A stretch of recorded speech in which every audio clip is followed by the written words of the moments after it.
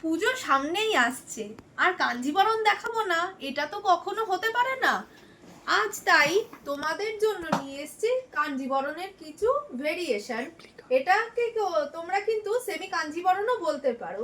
এসো একটা শাড়ি তোমাদের কাছ থেকে দেখাই। আমি যে কালারটা খুলছি এটা কিন্তু যাচ্ছে পার্পল কালার, আর পুরো শাড়িটাতেই থাকছে কিন্তু খুব সুন্দর একটা কাঞ্জিবরণ স্টাইলের পাড়টার এখান থেকে কিন্তু যাচ্ছে শাড়িটার সাথে পুরো কন্ট্রাস্ট। খুব সুন্দর একটা হালকা লুকের মধ্যে পাড়টা করা হয়েছে, আর শাড়িটা কিন্তু একদমই লাইট ওয়েট। এইবার দেখাবো আমি শাড়ির আঁচলটা। খুব সুন্দর হালকা কাজের মধ্যে আঁচলটাকে রাখা হয়েছে।